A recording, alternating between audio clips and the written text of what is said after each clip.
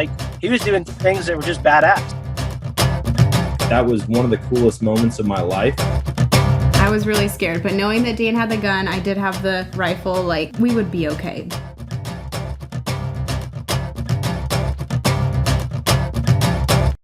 All right, guys, welcome to today's show. And on the show with me today, I've got Morgan Rice, and we connected again over social media.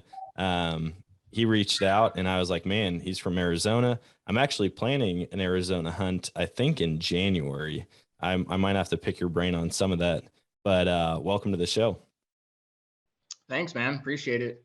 Thanks for having me on. Absolutely. Why don't you start by just sharing with the listeners a little bit about yourself, maybe how you got into hunting and what that looks like for you today. So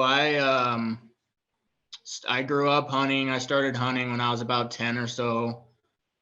Did my hunter education course in Arizona.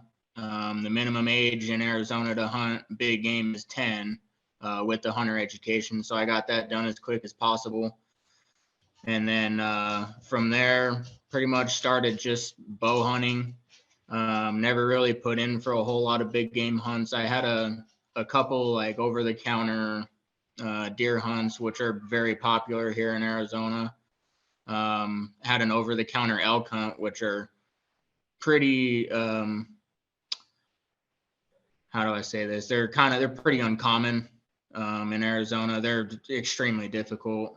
But yeah, that was kind of how I got started. And then I was kind of taken under one of my best friend's dad's wing when I was about 14, 15, all the way through high school. And he kind of taught me how to glass and how to find deer and how to find elk, and kind of really just showed me the ropes of, you know, what a bull elk track looks like, what a mule deer buck track looks like, and all that kind of stuff. And so it was a lot of fun growing up with him and him showing me and kind of taking me under his wing. So yeah.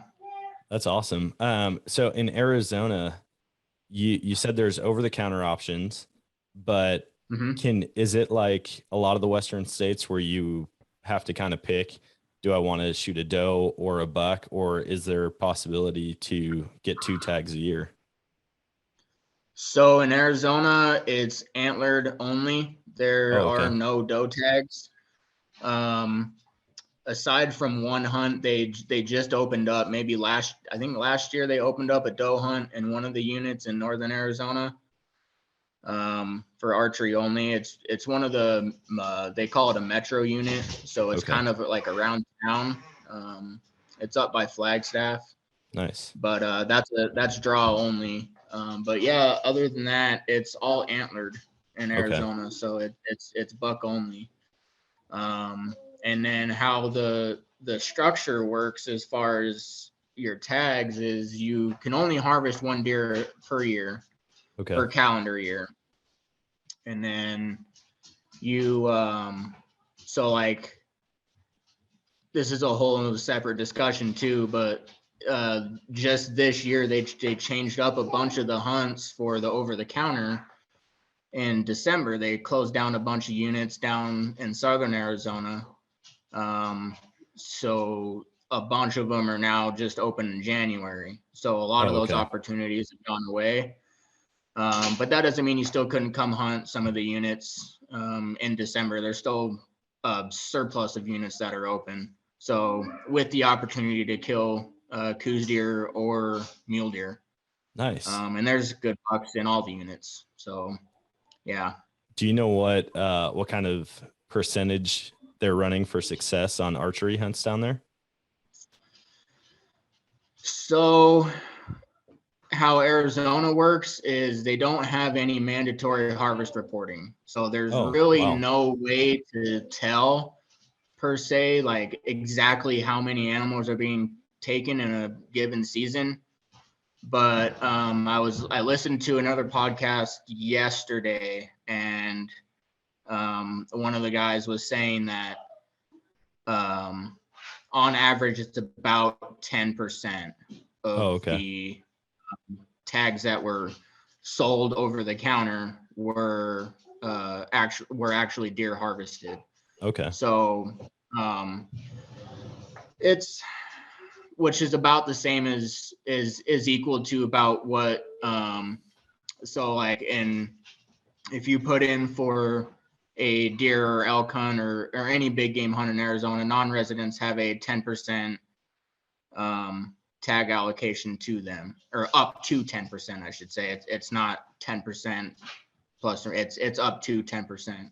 Nice. So yeah, it's about equal to that. So I mean, it's a tough hunt. It can be super tough. It's a grind. It can definitely be a grind. Yeah. But a lot of those units down south hold a really good population of deer. So you'll see deer. It's just a matter of what you're willing to try and harvest, and all that. So yeah. Do they do antler restrictions or point restrictions at all? No, and I wish they would in some of these units, but they don't. So you could, I mean, last day you could, drive down the road and shoot a spike or a forky if you wanted to. Yeah. So yeah, there's no antler restrictions here. Okay. Yeah, I've got a friend that I met through a renovation competition, actually. She's a good friend of my wife and I, and she has had her heart set on doing an Arizona archery hunt for her first hunt. So she got a bow, and she's just been shooting it a ton. And she's like, man, I really want to go, but I know nothing about hunting really at this point, other than I want to get into it. I want to go out and do it. And she loves to like get out and adventure, hike a bunch. And so she's like, hey, I really want to do it in Arizona. Would you come down and hunt with me? And so I don't know the exact dates we're planning on going, but we're looking at sometime in January.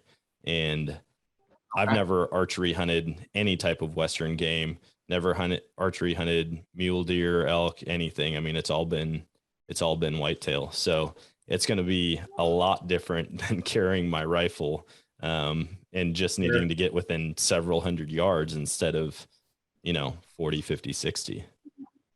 Right. Yeah. It's, one thing I can tell you for sure about spot and stock deer or any big game really is that you just got to put stocks in. Yeah. You have to, even if it's not an animal that you're willing to harvest, put the stock in and just see how close you can get, and then you might change your mind if you get close enough, Yeah. But it's, but definitely try and make as many stocks as you can to try and get the feeling of how things need to work out. And it definitely helps to have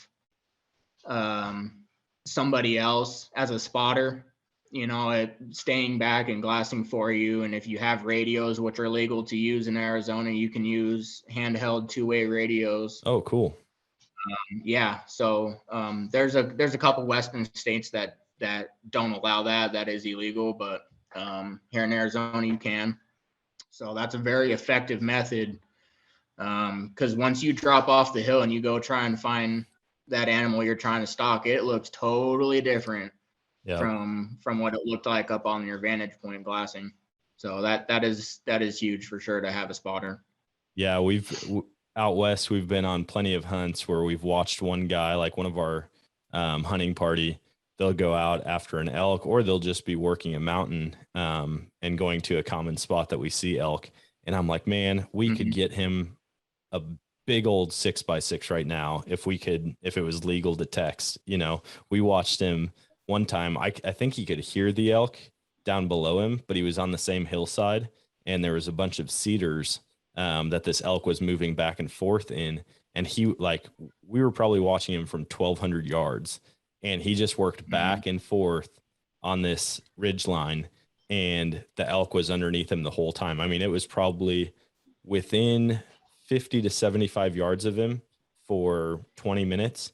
And then finally, I can't remember what he said, if he heard it or if he smelt it and was like, man, there's one right here. Anyways, he ended up starting to work down the hill to get a different vantage point, and it blew the elk out across this meadow. And the elk got out into the meadow about 200 yards from him. He had a rifle, and I was like, man, it would be so perfect if I could just call him right now and be like, hey, turn to your left, walk 10 yards, and you're going to have a broadside shot on this thing.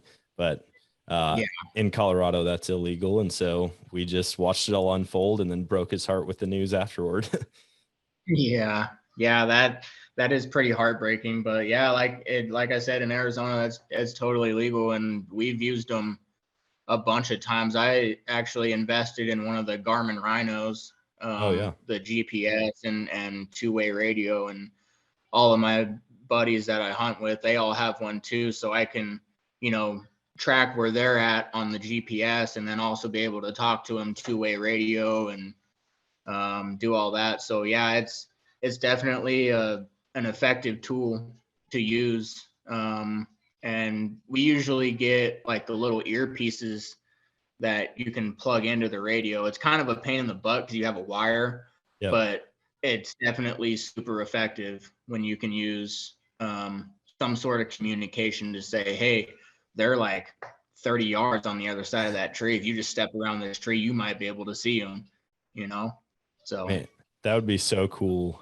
I'm looking forward to it. Hopefully we can find a mule deer for her and I can walk her into it. Cause like I said, I've never been able to do that before, but it would be a ton of fun to just be sitting back, getting the big picture of it and walk her into something. What would you say as far as like deer habit goes out there? Are they typically that part of the year staying in the sun because it's cooling off? Do they favor a certain like north facing, south facing slope, anything like that? Yeah, a lot of it depends on how warm it is. If it is super warm and they are pretty inactive during the middle of the day, as far as mule deer go, coos deer are totally different. Like if you're trying to hunt coos deer, you stay out there all day. And even for mule deer too in the rut, like they'll get up and move around and they'll push does and they'll do what they have to do with the rut and everything. But I've seen a lot of coos deer in the middle of the day just get up and mill around and kind of hang out or just get up just enough out of their beds to move to the shadier side of the tree for the rest of the day. Okay. Yeah, a lot of it is super weather dependent. If it is super warm, then they do tend to bed down fairly early in the morning. But yeah, if you can catch them early in the morning, then excuse me, and find out kind of where they're bedding, then you can kind of sneak in there and wait for them to get up and kind of do what they need to do and kind of make a plan from there. Yeah. The other thing too is the moon phase affects them quite a bit out here that I've noticed. Like if there's a full moon or anything close to a bright moon, typically the middle of the day is a little more active since they've been up all night and rutting around and doing their thing. So middle of the day can definitely be more productive. I would still be out early in the mornings and staying out as late as you can until, you can't see anymore anyways. But the middle of the day, you can definitely see deer. So don't ever count out any part of the day for sure. They're up and moving all the time, especially that time of year. Yeah. So when you mentioned the rut, when does that happen in Arizona? So typically, the mule deer will start rutting like the middle of December-ish, all the way through Christmas into January. Okay. And then the coos deer are the same way. It seems like the coos deer rut a little bit later in like southern Arizona, but like where I'm at in central Arizona, it would be, I wouldn't be hard pressed to say that some of the coos deer start rutting in late December up here. But yeah, it's you can see rut activity all the way from the 1st of December until the 3rd week in January sometimes. It just Jeez. It all depends. Like it is super weather dependent with the rut too. If it's warm, they're not gonna rut a whole lot, or it's not gonna appear that they're rutting really hard. But yeah, they are it can be a super long cycle in Arizona. So Okay. I feel like it can kind of be like it can almost kind of be hit or miss. Like if I could tell you to come a certain date, I would, but like I think your best dates would probably be like the end of December, the last week of December after Christmas, and probably the first 2 weeks of January would probably be your best 3-week window to try and make plans to come out. As far as trying to catch the rut full swing would be my recommendation for sure. okay. I feel like somebody needs to make a map like of the whole country and then just have it numbered, like first animals to come into the rut, second, third, fourth, and then you can almost just travel that route and catch a ton of different species in different states in the rut. Because I mean, I'm very familiar with whitetail and kind of the different parts of the country that I hunt when they come into the rut. Mm-hmm. But then once you get out west, it's crazy. I mean, moose come in at a different time than elk, which come in at a different time than mule deer and coos deer. And I mean, I feel like you could chase a lot of different animals all throughout the year and catch them all rutting. Totally. Well, and what's crazy here too is that the deer that are on the north rim, like on the Kaibab and up on the strip in that country, they rut like in November. So Okay. they rut way earlier than the deer south of the Grand Canyon do, which it is super strange. Like, and it's really like, I mean, you have like 10 miles across the canyon between the north rim and the south rim at the widest parts probably, and they rut at 2 totally different times, like a month or month and a half apart. It's super weird how it works like that. Yeah, it is super strange. I've never, and I don't know if there's been any like scientific research of why, or it's super strange. So yeah, that's wild. it is. I'm gonna have to look into that and see, or if anybody's listening and knows, just write in and tell me. Right. That's cool though. Yeah. What are, I guess, some of your like most memorable hunts out there? Do you have any stories that really stand out? So this year was by far my best year. I drew an early archery elk tag, and one of the best units in the state. And I ended up killing he's right at that 370, 375 mark. But yeah, that's so far been my most memorable hunt. I started out, so out here, the early archery hunts start usually about the second week of September, and they go for 14 days. So you have a pretty wide window to try and get it done. So that's pretty neat. So I started out and went into some country and seen quite a few bulls. We scouted the evening before and seen a real good bull, and then went in there opening morning, and there was people everywhere trying to chase him.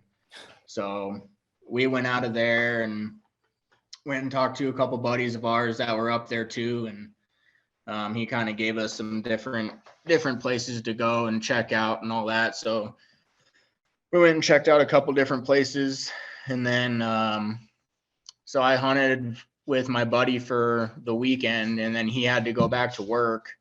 So I was running solo for a few days until he could come back on the weekend. And then throughout the week, I had some really, really good encounters in the morning hunts, and they just never panned out. You know, it called in a lot of bulls. I saw a lot of elk, and a lot of small bulls, a lot of raghorns, you know, some 320s, 330s type bulls. And I had set a goal for myself to see something like that. Oh man. Yeah. There was a lot of people. Like, I was sending pictures to my sister of a bull that I called in that was like, he was like 320 or 330, and he raped a tree in front of me for I don't know, 10 minutes at 37 yards, and I could have killed him really easily, but he just wasn't what I was up there for. Yeah. I hunted, it's no secret, I hunted Unit 9, and Unit 9 is notorious for giant bulls. So I had a goal in mind to at least have expectations for like a 350 plus bull. So that's what I was going up there for. And so I had a couple really good encounters. I had another probably 380 type bull that I called in, and then the cows busted us, and it just didn't work out. The wind swirled, and it just didn't work out. And that was on like the night, probably night 4, evening 4 or 5, maybe 3 or 4 or 5. I don't even remember. By day 8, when I killed my bull, I was so I didn't don't even know what the date is, day of the week. Nope. Yeah, I know that feeling. Had a hard time rolling out of bed. I was like, dang, I really want to sleep in right now. But so I was getting kind of frustrated because I wasn't really running out of places, but there's just a lot of country up there. And so I just kind of, one evening I was going to go out, and I was actually going to sit water. I was going to pop up a blind and sit water one evening. And I was kind of driving around looking at some different drinkers and different tanks and stuff. And none of them really made me want to say, oh yeah, I really want to sit here, And so I ended up just making a big loop back to the main road, and got to the main road, and I was looking on my Onyx, and I was just kind of looking for a place to go. And I had picked a spot on the map where I'd gone and found some sheds before, because I go and shed hunt up there in the spring. And so I was like, oh, I'll just go check this country out, see what's over there. So I hop back on the highway and cross the highway and go to one of the other main roads and just haul butt over to this spot because it was already getting later in the afternoon. And I get up to where I wanted to go, and I parked the truck, and immediately when I turn the truck off, I roll down the window and I kind of just hang out for a second. 2 seconds after that, bugles are just popping off on the ridge next to me, 300 yards. I was like, all right, well, that works. I haven't heard a bugle in the afternoon like this for days.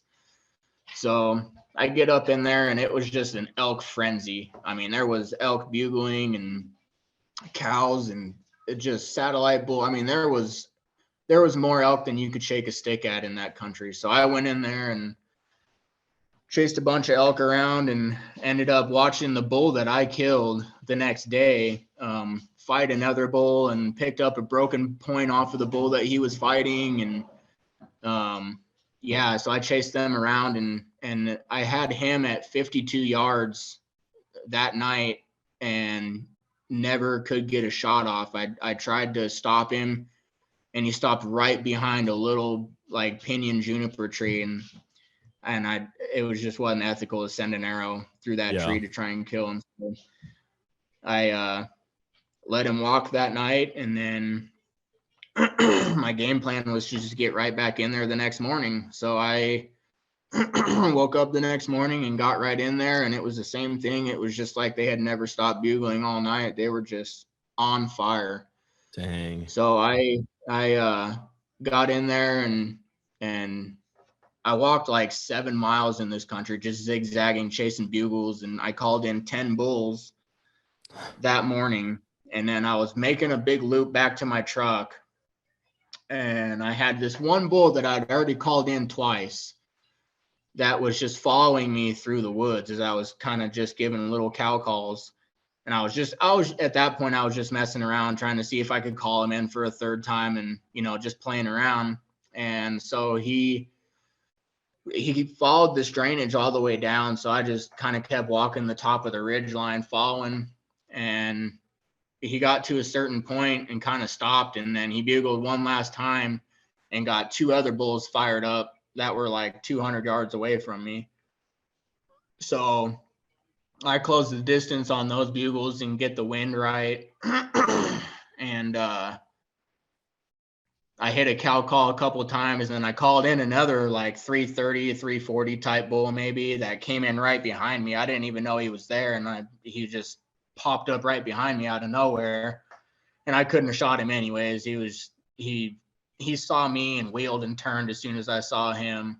Yeah. So then I gave a couple more soft cow calls, and my bull bugled one more time, and then I heard him coming through the trees, and I saw him at about 20 yards coming through the trees, and all I saw was just a big frame, and I was like, oh, he's a good bull. Like he's 350 plus for sure. So I'm gonna try and kill this bull.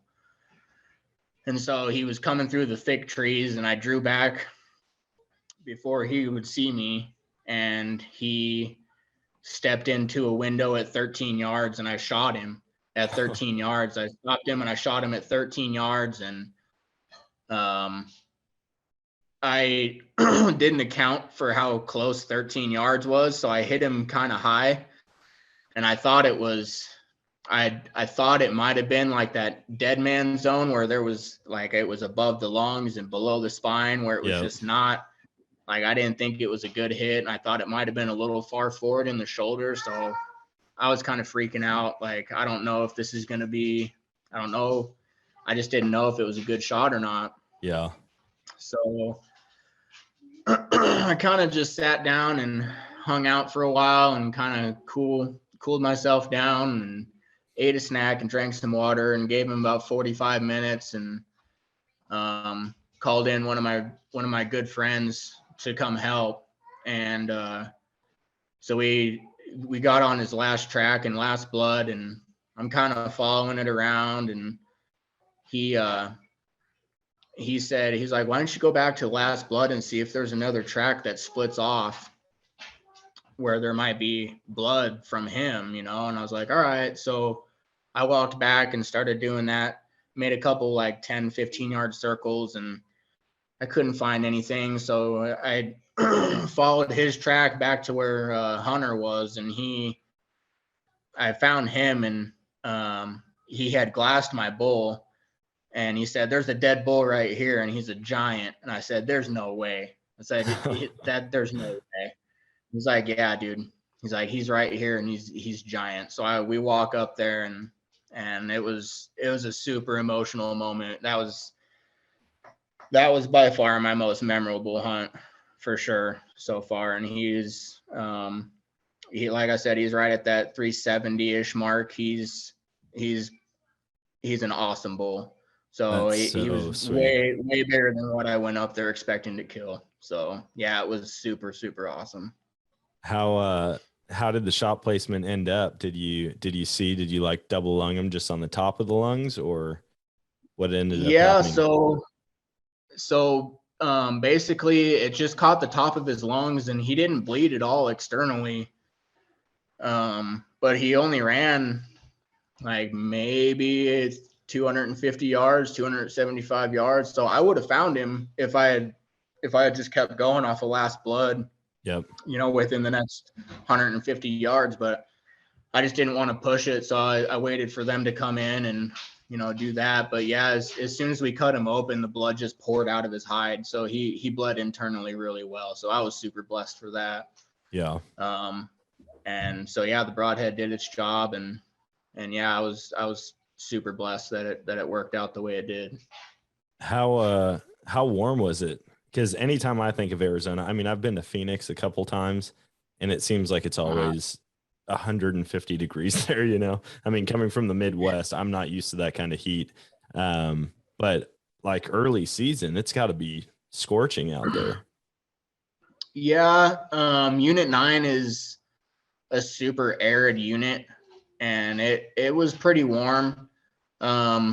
Luckily that day I had just enough cloud cover to where it wasn't like super, super hot, but the middle of the day it was getting up close to 80 degrees probably in the mid to high 70s. But it's also at like 6,000 feet. So it feels a lot hotter than what it is. Yep. But yeah, it was pretty warm. The mornings were a little cooler, what you would kind of expect for an early season elk hunt in Arizona in that type of country. It was probably in the 40s. It never really got down below that. So, I mean, it wasn't like it wasn't optimal conditions, but it was definitely good enough. I mean, the elk were going crazy. This was the best year that Arizona has had for an elk rut in a really, really long time. So it was definitely a year to have an archery bull elk tag in Arizona for sure. Yeah, that's awesome. How many points did it take you to draw that? So I had 9 bonus points when I drew that tag. And I drew tag number 87 out of 100. So I didn't even draw in the bonus pass. I drew a random tag and I got super lucky. Dang. Statistically, I wasn't supposed to draw the tag and it was my second choice. So I I got super lucky all the way around. Yeah, I don't put in for a lot of out of state hunts. Like I go and hunt Wisconsin, that's over the counter. My Colorado's over the counter, but I do build points in Colorado. But Arizona, I've seen the bulls that come out of there and I'm like, man, I just need to start putting in because, you know, maybe in 10 years, 15 years, I'll finally draw and I'll be happy that I've been putting in. Yeah, you know, and you could draw on the first year that you put in. It's the way Arizona works is super neat because I could literally draw that tag again next year or a early archery bull tag next year with my 2 points, with my hunter education point and my loyalty point. So, yeah, or I could go another 20 years without seeing an archery elk tag. You just never know. So, but yeah, as a non-resident, I would be putting in sooner than later for sure. Even if you just buy a point for the first couple years, you know, until you kind of get settled in, and then, you know, or you can't win if you don't play, so might as well just put in for the tag. Yeah, I always look at it and I'm like, all right, how much time can I really be gone? You know, I've got a wife and a couple of young kids and she's super understanding with me going and hunting, but I'm like, all right, where do I want to put my time in? Like a moose hunt is way up on my bucket list, but I think second to that and a more doable hunt is going to be an archery elk hunt. Cause that's just something I've never done before. I told myself when I started elk hunting that I was going to figure out elk with a rifle first because your success rate is so much higher. And then I would switch over to archery. And so now I've had a couple successful elk hunts and I think it's time to start looking at hunting with a bow. Yeah, it is a super, super fun hunt when they're bugling and you can call them in, and it's totally worth it. You know, if you drew an Arizona archery elk tag, you would want to take the full 2 weeks to be able to do it. Yeah. To maximize your opportunities and really maximize your time. Because really, in all honesty, on typical years, usually the first week of the early archery elk season is pretty slow for the bugling. Not a whole lot of rut activity. And then the second week usually gets way, way, way better. They really the cows start going into estrus and they really start doing what elk are supposed to do in September. So the second week, in my opinion, is always better.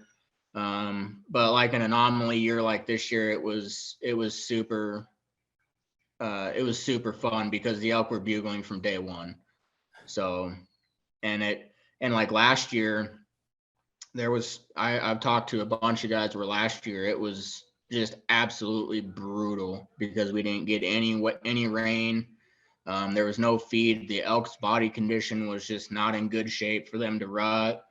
The cows didn't have enough fat on their body to go into estrus, and it was just not a good year. So there was hardly any bugling activity, and it was super, super rough.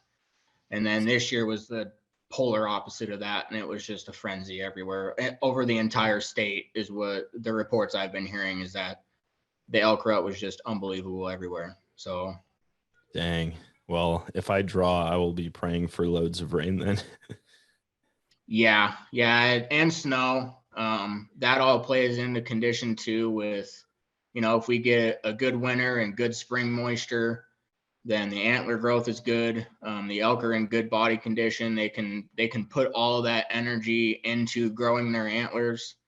If they get good spring moisture all the way from, January to really June. By the time July comes around, all the elk are pretty much done growing. But yeah, the spring moisture is huge, and then good monsoons for the elk to feed through that period up until the rut, and they're good and fat and healthy.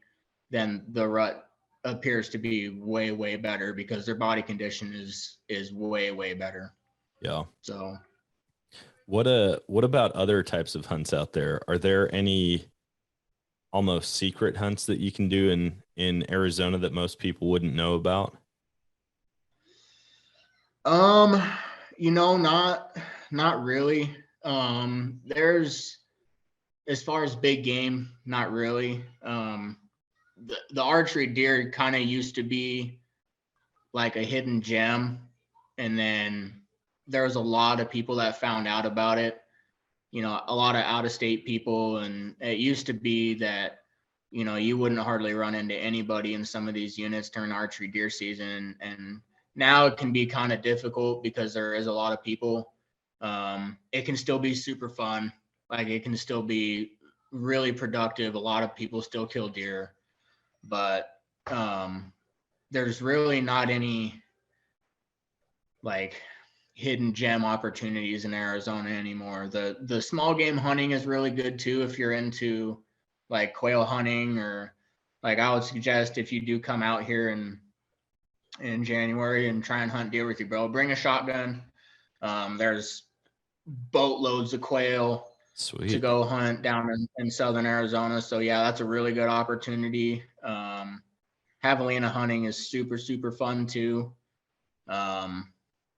But yeah, there's really not a whole lot of secret opportunities anymore in Arizona. I mean, there's kind of some sleeper units that'll hold some big deer, but really none of the units that I hunt, they're mostly in southern Arizona. I know there's a lot of guys that hunt down there, but yeah, it's a super awesome state. The diversity of country and the diversity of wildlife and everything there is here, it has a lot to offer, and it can be super, super fun.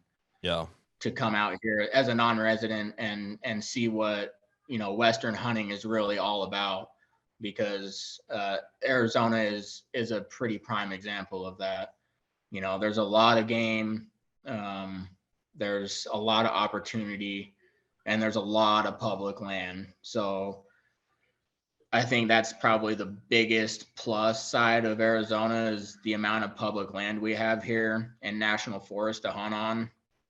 It, like, almost as far as the eye can see is pretty much what you can hunt. And that makes for a really fun hunt, because the opportunities are endless at that point. You look at a mountain, you're like, oh wow, I want to get up on top of that one and see what's on the other side, or glass back to where I was just at. So the amount of public land out here is mind boggling to a lot of people that come from back east or in the Midwest. And they're like, holy cow, like you can see for like 100 miles out here.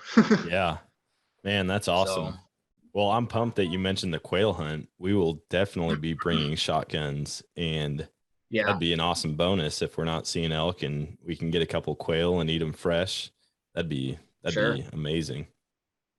Yeah, there's if you're gonna buy a non-resident hunting license, you might as well make the most of it while you're out here and try and come hunt some quail and small game and rabbits, or whatever you're into as far as that goes. Yeah. So, and yeah. Do you see the other thing about Arizona too is that you can buy you can buy mountain lion tags over the counter. Oh, sweet. So yeah, if you do have the opportunity to shoot a mountain lion, there is that opportunity too. Do you see a lot of those while you're hunting out there? I I just saw my first 2 on my whitetail hunt this past November. Okay. And I've been out in the woods since I was 14 and I never seen them. So, but a lot of those units down in southern Arizona have a lot of opportunity to see more mountain lions. I know a lot of guys that see 5, 6, sometimes 7, 8, 9, 10 mountain lions a year. Dang. Just glassing. So, yeah, there's quite a few.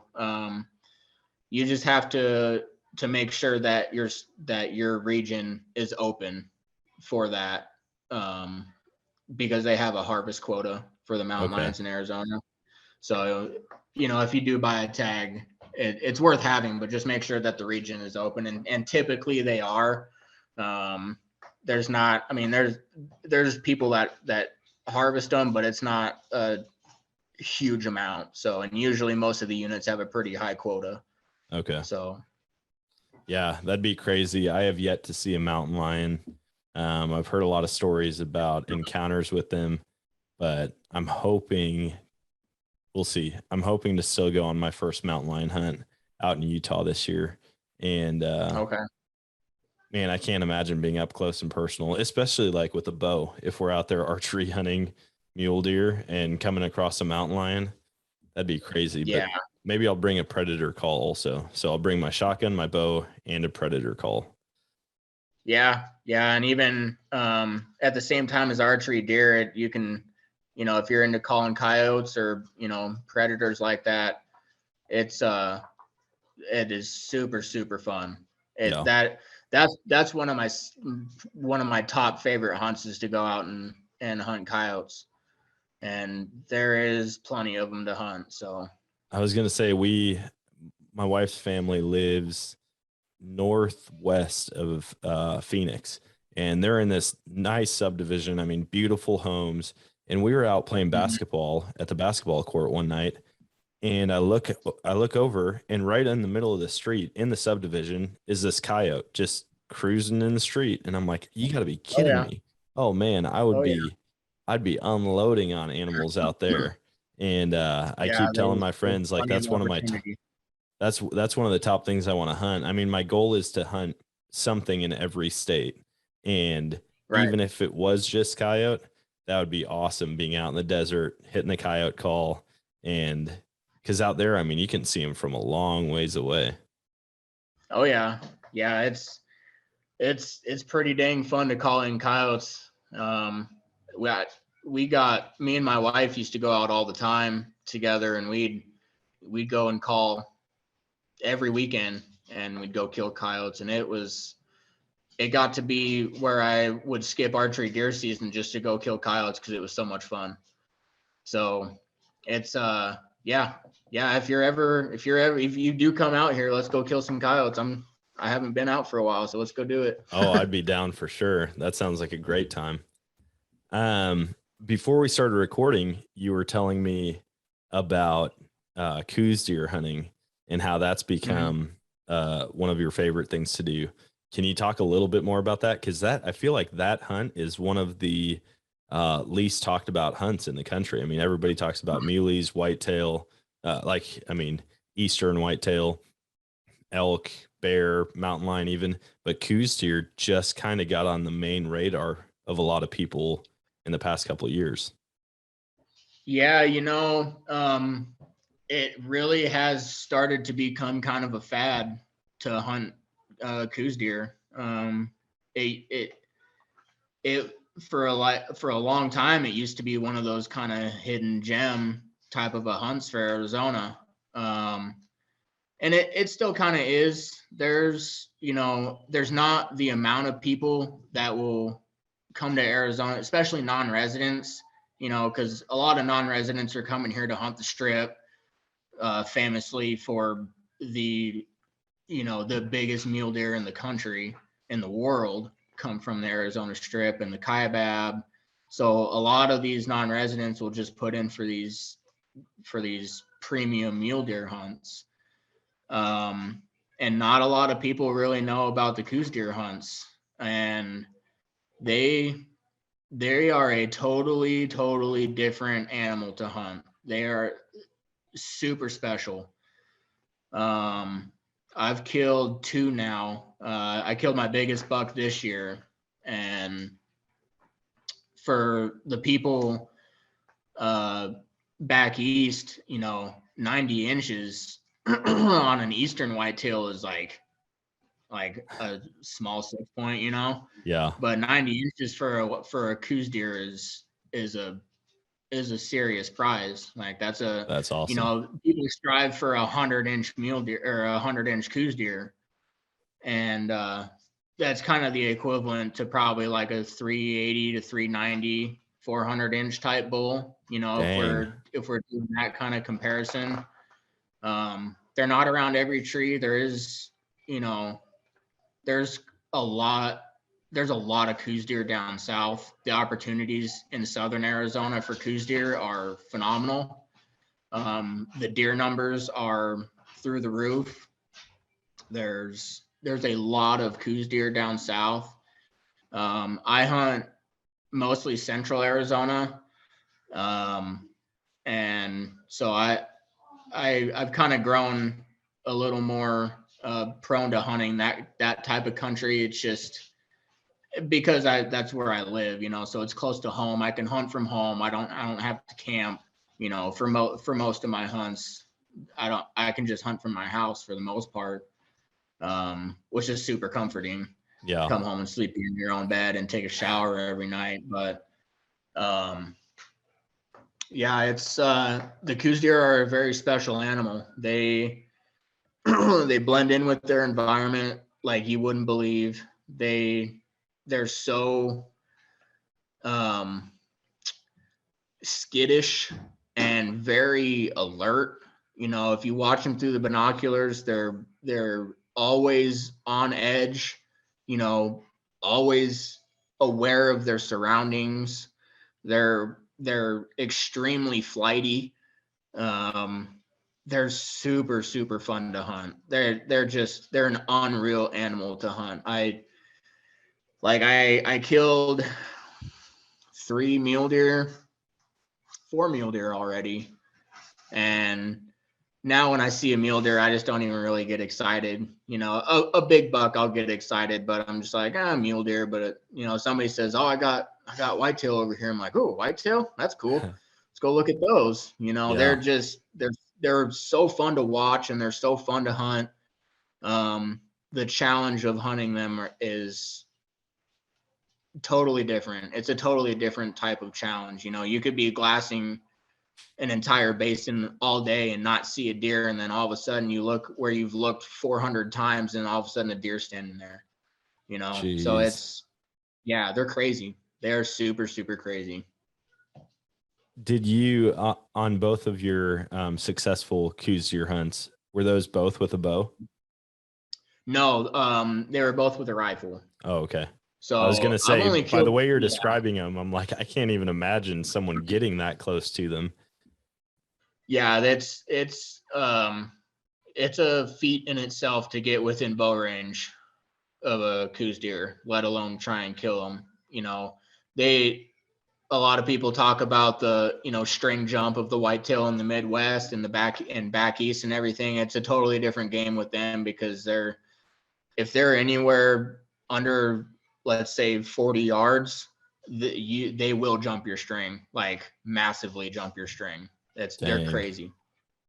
Man, that sounds like a lot of fun. And I'm guessing it seems like the farther south you go, the smaller the body of a whitetail gets. Are they pretty small, like 100 pounds, 110 pounds? Yeah, so I think the deer that I killed this year was he was a fairly mature buck. I'd say he's probably about 3.5 or 4.5, maybe, right in that range. Not super old, but mature. And he was probably full weight, guts and everything. He was probably right around 105 pounds, maybe. Wow. Like they are not very big at all. Not compared to the mule deer. A big mature mule deer is 160 pounds, 170 pounds in like central and southern Arizona. Yeah. You get up on the strip and some of that country, those deer are 200 plus pounds.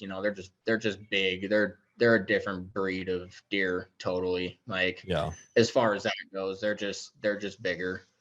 But yeah, they are they're super tiny, and that's why a lot of,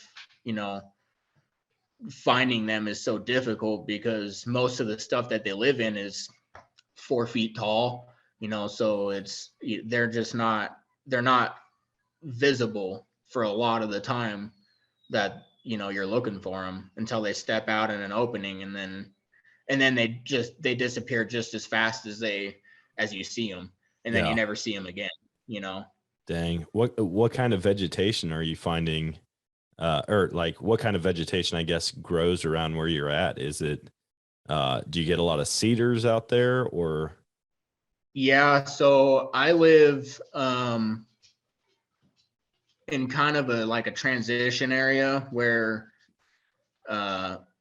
it's called the Mogollon Rim.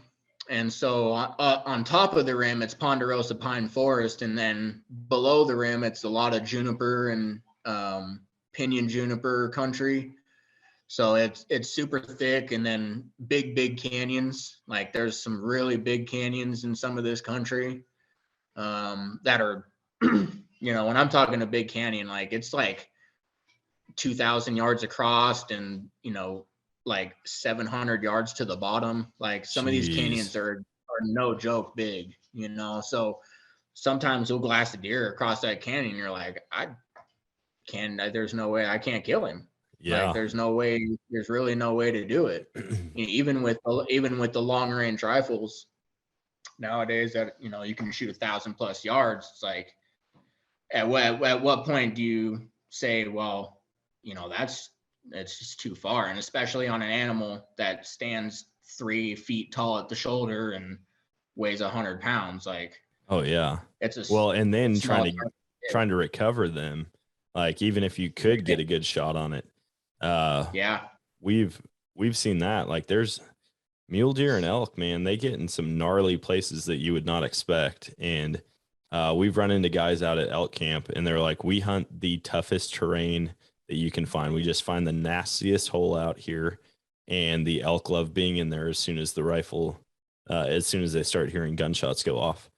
And Yep. they're like, we have success with it, but you shoot it, it might take a tumble down into this canyon, and it could be a couple days trying to get that thing out.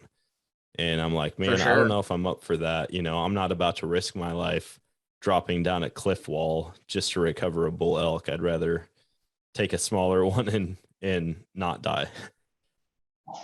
Yeah, it can definitely be a challenge, and you definitely have to take that into consideration.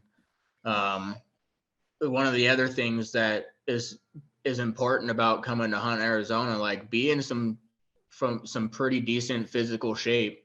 Like expect to hike between 4 and 10 miles a day sometimes. The more country that you can cover, the better your success can be. You're looking over the numbers, you're looking at as much country as you can. So being in relatively good to top physical shape can definitely benefit you a lot, because a lot of people that there's a lot of people that aren't, that barely leave the roads, so if you can get a mile or more off the roads, it eliminates probably 75% or more of the people that you're going to be competing with. So yeah, man, that's awesome. I'm excited. I'm ready to get down there. I just love hunting. I love hunting new things. I love hunting new places. The scenery and just being out in creation is enough for me most of the time, but it's always a bonus to draw the string back or pull the trigger on something big. What's your bucket list hunt? Like if you could pick anything, anywhere, any weapon, what is it that you would choose? Oh man.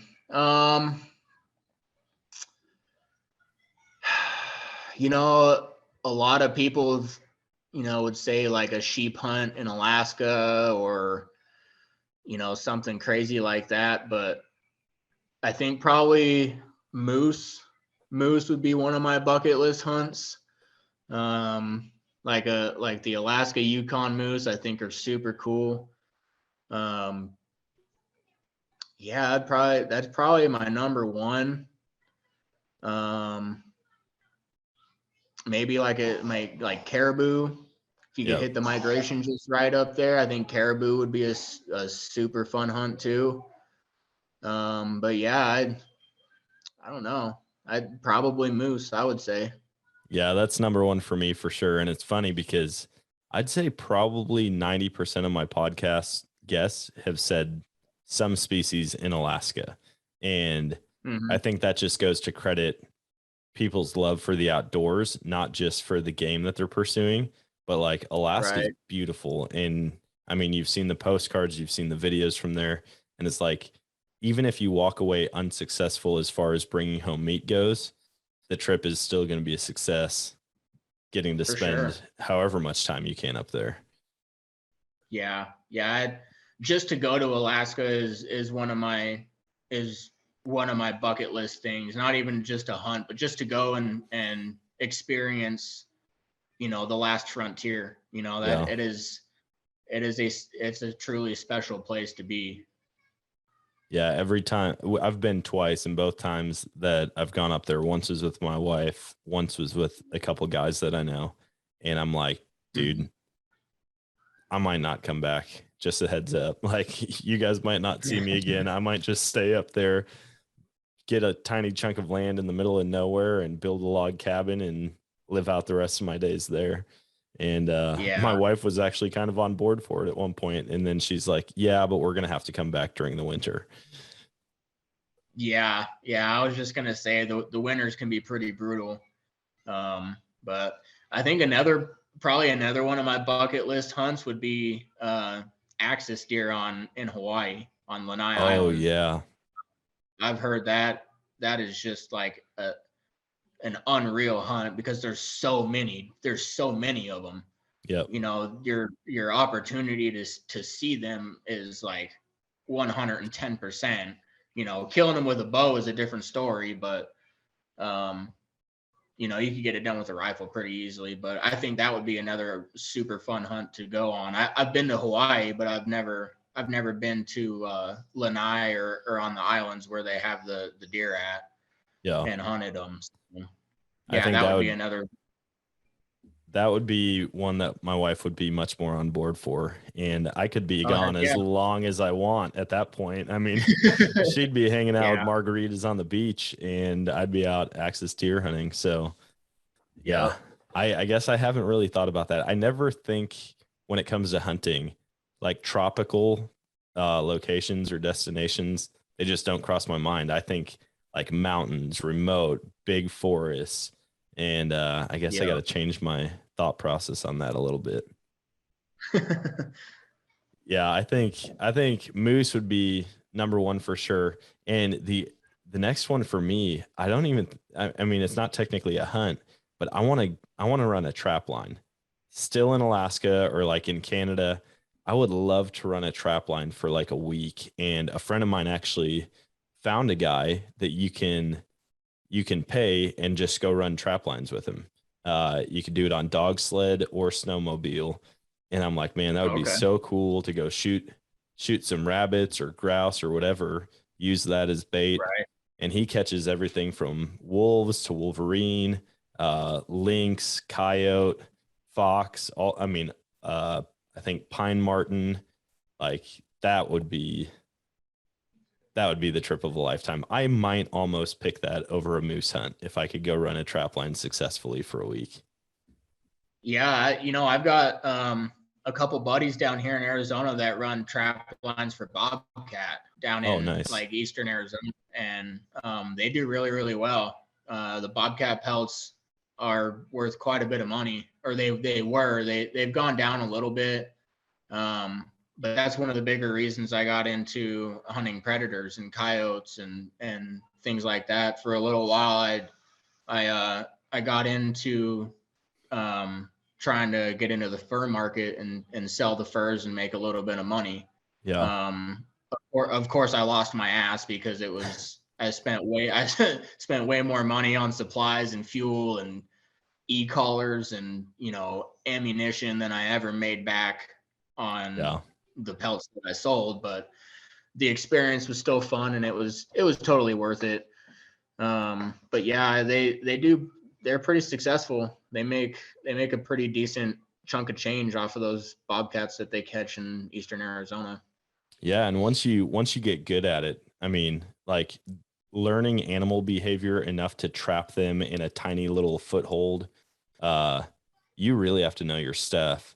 But Yeah. I've seen the pictures even from here in Missouri, because there's a ton of guys that trap here, and they'll have dozens of bobcat. I mean, 50 coyotes, raccoons, even like beavers and muskrat and all kinds of stuff. And that seems like a lot of fun. I'd love to do it. I tried trapping a couple years ago. Well, more than a couple, probably a half a dozen years ago. And it was funny. I had shot a deer and put some footholds out around it. Didn't put any scent on them or whatever. I just knew if I put this deer carcass out, I'm going to have coyotes come in and eat on it. Well, my buddy, he was coming out the next day to deer hunt, and I was about to go out of town. And I said, listen, I'll leave the traps out as long as you close them up after you leave, or if you're not going to come out, I'll close them up right now. Because I was leaving early in the morning and he was coming out early in the morning. Well, he gets out there and he looks out, and it was right behind my house. I mean, probably 100 yards out in this field. He pulls in and sees two sets of eyes right there where the traps were. He gets out there, and it was the neighbor's dogs.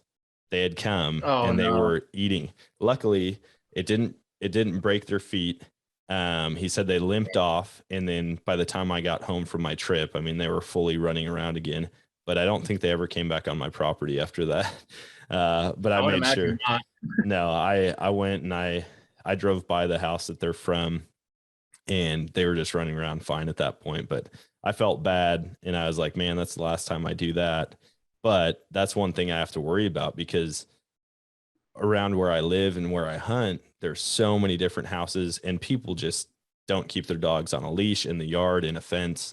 Like, the dogs just run free. I've had Great Pyrenees come into coyote calls out there, like just giant Great Pyrenees. One of them, I don't know if it got shot or hit by a truck or what, but its jaw is broken and its tongue is just hanging out. And I would see it all the time out in the woods. It busted my deer hunts probably a half a dozen times. And wow. I'm like, man, it sucks, because I would love to trap, but that's one of the main reasons why I haven't fully gotten into it, because I don't want encounters like that. I don't want to catch somebody's cat or dog again. That made me sick when I found out about it. So yeah, so in Arizona, foothold traps are illegal. They outlawed them, so you can only use live catch traps, like the cage traps, which I'm totally okay with. I'm not against the foothold traps, but at the same time, it's, they're not designed to hurt them. Like you said, it didn't break their foot or any of their bones in their paw or whatever. But and I've seen videos of guys that just put their hand straight into the trap and let it snap on their hand, and they're like, it doesn't hurt. It hurts. It just holds. It doesn't, it's not like it's snapping off a limb. And I think the old school stuff did, but now there's more humane traps to keep the pain and suffering down. Right. But, and two, at the same time, it's, I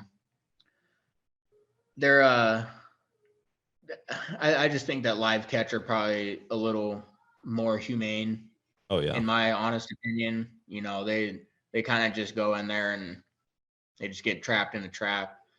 But it's definitely an art form, regardless of however you trap. But, like foothold traps would probably be a little, safer if you know for a fact that, you're far enough away from, like in Alaska or Canada, where there's nobody for hundreds of miles and you're just running a trap line out in the middle of the northern woods.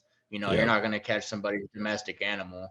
No. So yeah, that was the one and only time I ever put out traps like that. I mean, I've caught tons of animals in live traps, because here where we're at now, we've got chickens. And so in the off season from hunting, I would still look forward to going and checking traps every day. I mean, we'd put marshmallows in the back of a live trap outside of the chicken coop. And one, I'm like, some of the animals are going to smell it and it's sweet. Or if it's just like a walk by, they might think it's a chicken egg, because we've had animals get in and just tear up every chicken egg they can find. And Yeah. and so I'm like, man, I'm just going to put this marshmallow in. And I've caught so many possums and raccoons. I think those are the only things I've caught in it. But I think we're out of chickens right now. We've lost so many to raccoons and possums, even armadillos, I guess. I've never caught an armadillo, but apparently they'll get in and tear up some chicken eggs and even kill chickens. Wow. I've never heard that. That's crazy. Do you guys have a lot of foxes? We do. The first time we lost a chicken out here, I put a trail camera up on one of the fence posts, and that night I had a fox run right past the chicken coop. Now, our coop has a solar door, and so when the sun goes down, typically the chickens are all back inside, and then the door closes. But we have a farrowing house for when the pigs give birth, and it's just an open door. The pigs can come in and out, but some of the chickens, if there's pigs in there, we leave the light on, and the chickens will just stay in there because the light's on, and they won't actually go back in their coop. And so then that's where we lose almost all of them. But I've got, gosh, I can't tell you how many pictures of coyotes, fox, and bobcat I have right here within like 100 to 200 yards of my house. No, I believe it. So I haven't predator hunted out here yet. Again, I think probably because of how many dogs are around. Yeah. I just don't want the dogs to come in. And then even where we're at, the neighbor or the guy we rent from, he lives like 50 yards away from us. He's got a yellow lab, and if he's out, he likes to follow me down to my tree stand. So I typically have to put him in his kennel, and I'm like, man, I just don't want to be out in the woods and coyote calling, and all of a sudden Cooper shows up wagging his tail, busting my hunt. Right. So, well, man, we're over an hour. I appreciate the time and you hopping on, sharing all about Arizona. It's not a place that I ever really thought of as a hunting destination, but after chatting with you, and then after talking with Linnea, I'm looking forward to getting out there this year. Yeah. Come on out, man. It's it truly is a great opportunity to come out and experience a different kind of hunting. Yeah. Like I said, there's a bunch of opportunity, and if you're gonna buy that non-resident hunting license for $160 or whatever it is, you might as well maximize your money and come hunt some quail and some small game while you're hunting deer, and enjoy some of the finer things that Arizona has to offer. So yeah, man, I'll definitely be taking you up on a coyote hunt soon too. That sounds like a great time. sure, yeah, let's go. I've got my e-collars, and yeah, I've had a lot of fun hunting coyotes, so I kind of know how to hunt them effectively in Arizona now. So that's sweet. Well, hey, I'm going to give you the final word here. I call this segment Unloading the Chamber. So anything you wanted to leave the listeners with? cool. Yeah. You guys can find me on Instagram at hunt_NO_AZ.